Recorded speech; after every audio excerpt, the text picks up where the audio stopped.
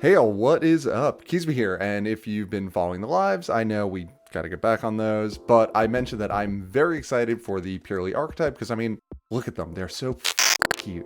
Anyway, Amazing Defenders dropped, and I picked up my core, and I thought it would be a really fun opportunity to show the process I usually take to learn a deck from more or less point zero. But before we get into that, don't forget to drop this video a like, subscribe to the channel for even more, and if you want to help us out that little bit extra, check out the link in the description to grab yourself a Keasbey TCG exclusive playmat. Playmats are custom designed by me for the channel, and everything from those goes a long way to helping us out.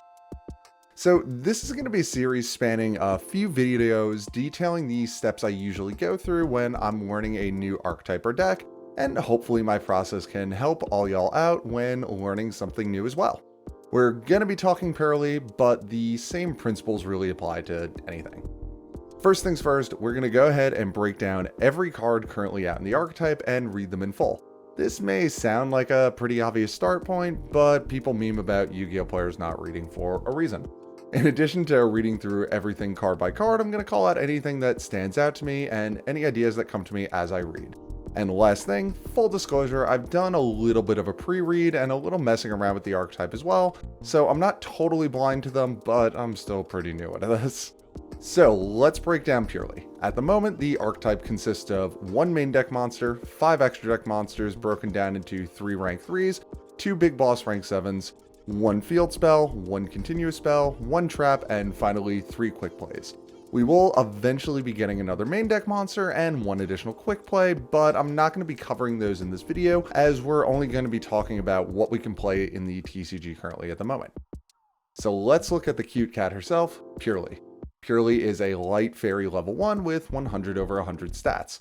We've got 2 effects on her, 1 trigger and 1 ignition.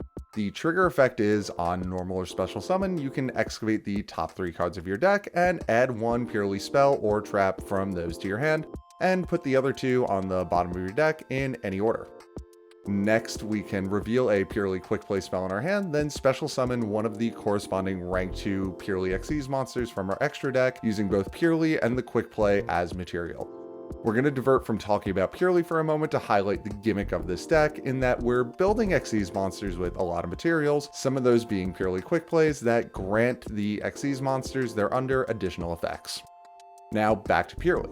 The first thing that stands out in a huge way is that her trigger effect to excavate is not once per turn in any way. Given that it's a level 1, that opens up some plays like normal summoning Purrely, using the excavate, then linking her off into Link Kuriboh, and reviving her with either World Legacy Succession or Old School Monster Reborn, and then proceeding to use the effect a second time. Also, spoilers for the quick play, they all include the effect to special summon out Purrely from decks, so that does open up options for rank 1 plays if we cycle into 3 Purrelys on the field, using 1 for native Purrely plays and the other 2 for something like an Assembled Nightingale for double Zeus plays. Obviously, since we're an Xyz deck, we're going to be playing that. Or we could go into something like Ensemble Blue Robin and get some decent enough interruption to pair with our Purrely as well. Something else big that my buddy and Forbidden Memory co-host Lou Splenda came up with while we were brainstorming, the fairy typing does give us access to using Diviner of the Heralds to send a Trias Hierarchia, I don't know if I'm saying that right, to grave, and then with Trias's effect, tribute the Herald, proccing Herald to special summon a fairy, being Purrely herself, giving us Purrely plus an extra body on field as well. Plus, since we're on Diviner, no reason not to sneak an Entis into our extra deck as well, just on the off chance we draw it late in game and want a little extra popping power. So that's it for the main deck Purrely. Again, we are going to be getting another main deck monster in the future, and when thinking about picking up a deck, being aware of future support is important, but again, we're not going to be covering that right now. So let's look at the Purrely field spell, Stray Purrely Street. Stray Purrely Street has 3 effects. First is, during the turn that they are special summoned, your opponent cannot target Purrely monsters with card effects. So not the strongest protection, but it is appreciated in a deck where you are kind of putting quite a few eggs into one basket. From the minor amount of testing I've done, Imperm and Veiler just wreck our plays, since they not only stop our Excavate effect, but also prevent us from Xyz summoning via Purrely's effect if we had wanted to. Next, once per turn, if a face-up Purrely Xyz monster leaves the field due to an opponent's card, so this is either via battle or via effect, we can special summon a level 1 Purrely from our deck or graveyard, which will trigger her Excavate effect. Unfortunately, if this happens on our opponent's turn, we're kind of praying Purrely survives and we hit a usable card. So while the recovery is appreciated here, it's not the best.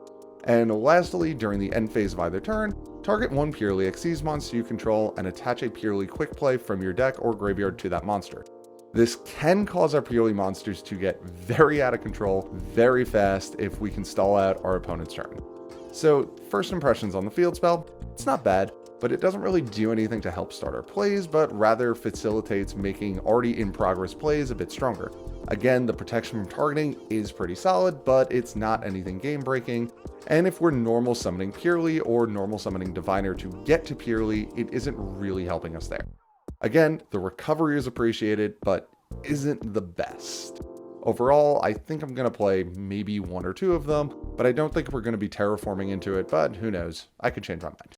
Next, our continuous spell, Purrely My Friend. So this card is two hard once per turn effects. The first is pay 500 life points and reveal 3 Purrely cards, except Purrely My Friend, from your deck, and your opponent randomly adds one of them to your hand. So you can just go ahead and pick 3 of the same card if there's something you specifically need, which is pretty cool. The next effect is if a Purrely Xyz monster leaves the field because of an opponent's card, again, battle or effect, you can add up to 3 Purrely quick play spells with different names from your graveyard to your hand.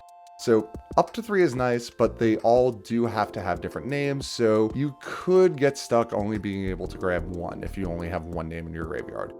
Overall, I do think this is pretty solid recovery, especially if you have 3 names, you'll be guaranteed at a minimum Purrely and access to the Xyz monster of your choice. Something worth noting, similar to Map, the effects on this card are hard once per turns, but the activation of the card itself is not. So if your opponent has to shotgun respond to this with something like Nightmare Unicorn off of IP Masquerena before you use the effect and you hard open 2, you can go ahead and drop that second one, then use the effects. This is definitely a 3-up for the deck, it's really good and helps boost our consistency a lot. Next, our trap, Purrely, with the question mark in there. So this is the one that I'm really coming around to.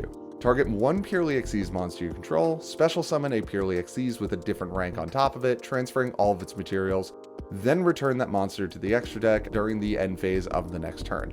So that bit at the end is likely never going to happen, given that you'll probably either turn a rank 2 Purrely into a rank 7, more on that later, or turn a rank 7 into a double Azais, or just OTK.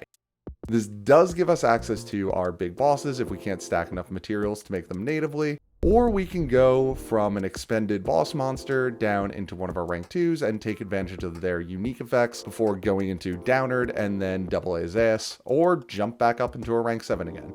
You can also banish this card from your graveyard to target up to 3 Purrely monsters in your graveyard, shuffle them back into the deck. So that's also some solid recycling for the grindier games. It is a hard once per turn, but I feel like it's a nice 2, maybe even 3 of when we get the additional support. So now into the real heart of the deck, the quick plays. So as I mentioned before, each quick play has a corresponding rank 2 Xyz. So we're going to cover them in pairs. First off, we've got Purrely Pretty Memory and the rank 2, Purrely Beauty. So breaking down the quick plays, they all share the same setup in that they have one immediate effect, then a secondary option to discard a card in order to special summon a level 1 Purrely from deck, then the effect that they give to an Xyz monster when they are used as material. Purrely gives both players an additional 1,000 life points, then offers the special summon, and lastly, when it is used as material, once per turn, the Xyz monster it's attached to can send a card you control to the graveyard to target one card your opponent controls and attach it to itself as material. So Pretty Memory is the easiest one to fire off from a totally open game state. Something unfortunate to mention, all of these can be ashed even if you don't intend to summon Purrely, given that it's all considered one effect. The really cool part about the granted Xyz effect of Pretty Memory is that it's a soft once per turn. So if you have 2 Pretty Memories attached to an Xyz monster, you can use the effect twice. Then if you rank up into one of the 7s from it, you can go ahead and get 2 more uses out of it, provided you have enough cards on field to send. So that's something really cool that has come up in testing before. Purrely Beauty is what we're summoning with Pretty Memory. So similar to our quick plays, we can break down all the rank 2 Xyz effects into 1, their unique effect, 2, their thrice per turn effect to attach an activated quick play spell to themselves as material, and then a second effect that happens when a quick play is attached to them via that thrice per turn effect. Beauty can, on a soft once per turn, target one of your opponent's monsters and negate its effect. Soft once per turn is worth mentioning, as if you get 2 of these, you do get 2 negates, though in my limited testing so far, this hasn't happened, but worth knowing. Next, the on-attach effect is to change the battle position of a monster your opponent controls. So this, like all the attachment bonus effects, does not target and occurs on the same chain link / activation as the attachment itself, so that's also something worth being aware of. Next up, let's look at Purrely Delicious Memory and Purrely Plump. Delicious Memory shares the special summon effect, and its unique effect is to choose one monster on the field. This doesn't target for what that's worth, and then that monster cannot be destroyed by battle until the end of the next turn. So very relevant. This isn't the next time it would be destroyed by battle kind of thing. It's just blanket battle protection until the end of the next turn. This can actually enable some cheeky OTKs by forcing battle protection on our opponent's monsters, but we'll get to that later. The granted effect from being material is that the Purrely XCs that it's under gains 300 attack and defense for every material attached to it. Really important to note, this stacks. So if you have 2 Delicious Memories, that's now a 600 boost per material. And with our next pair of XCs, we can deal absurd amount of damage in one battle phase by stacking 2 or 3 of these on the same monster. And our Purrely for this is Plump. Plump's unique effect is to target up to 2 spells and traps in either graveyard and attach them as material. So Plump is a pretty solid go first XCs, as it's fairly easy to get to 5 materials, which, spoilers for the rank 7s, is the summon condition for those bosses. Plump can also offer some interesting interactions in that it can grab spells and traps from our opponent's graveyard as well that might have had potential use later on, such as Flaunderies and the Dreaming Town. Purrely Plump's thrice per turn attachment effect is a non-targeted banish of a monster until the end phase of that turn. So up to 3 times per turn, if you have the quick plays, you can non-targeting banish up to 3 monsters on the field. Pretty cool. Keep in mind as well, the quick plays are, quick plays and can be used on our opponent's turn, so Plump can actually potentially offer some really nice interruptions if we have the extra quick plays to support it.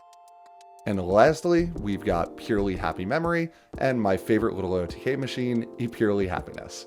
Happy Memory's unique effect is to choose 1 card on the field, and until the end of the next turn, the first time it would be destroyed by a card effect, it is not. So unlike Delicious Memory, this is a one-time protection, but still pretty nice to have.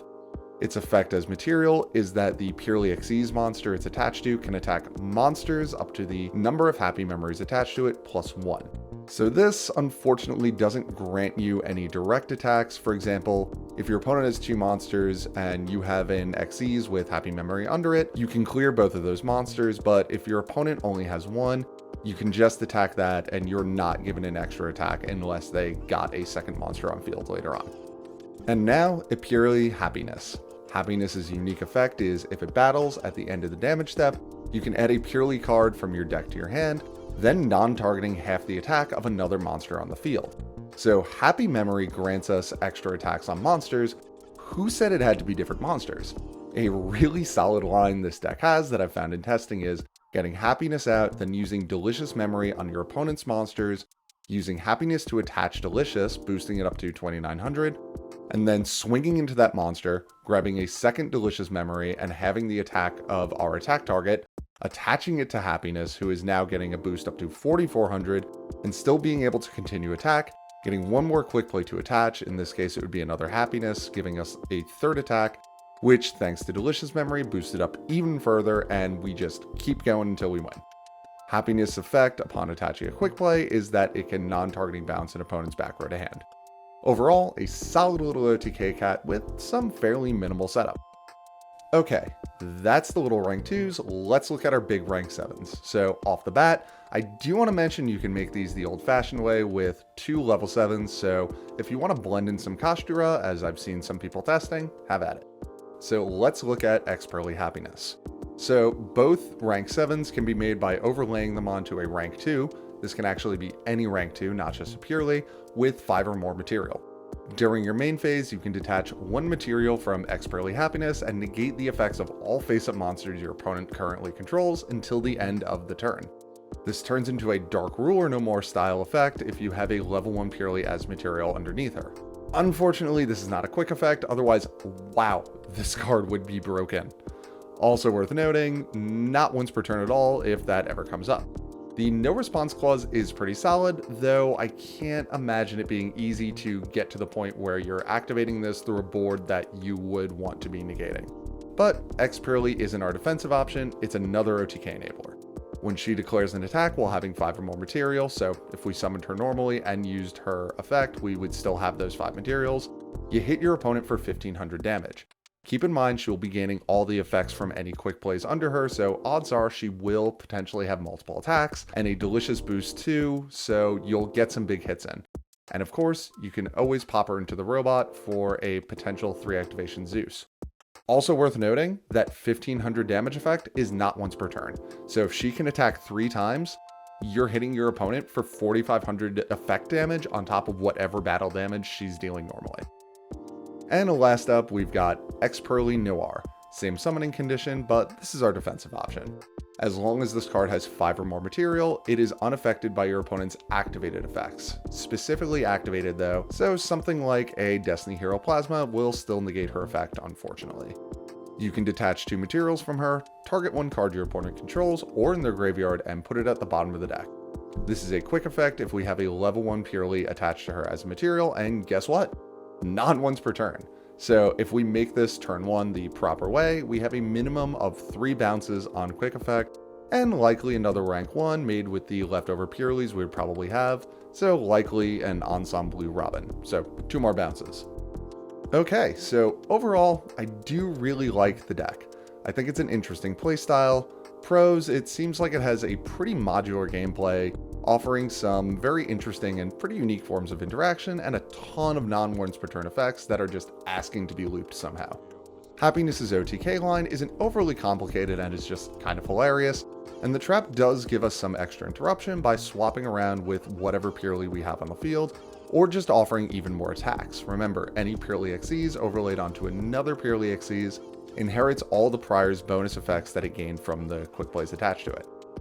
Unfortunately, this deck is very hand resource heavy, with that discard cost on all the quick plays if you want to keep getting more Purrelys into rotation, and is a bit luck dependent, only excavating 3 cards, hitting 1 of 9 quick plays isn't a guarantee. We are getting 1 more eventually, but we'll talk about more closer to when it comes out. The field spell is neat, but I don't think it really does anything to boost the consistency, and while our trap does offer some recycling to get Purrelys back in a grind game, only having 3 main deck monsters is pretty rough. Again, we're getting more in the future, but more on that when those drop. So yeah, this has been my first impression of the Purrely archetype and step 1 of learning the deck. Next up, we're going to cobble together a rough first draft list and go against the Edo Pro AI for some test games to get the hang of it. If you enjoyed this video, don't forget to drop it a like, subscribe to the channel for even more, and if you want to help support the channel that little bit extra, check out the link in the description to grab yourself a Keasbey TCG exclusive playmat, and I will catch you all later.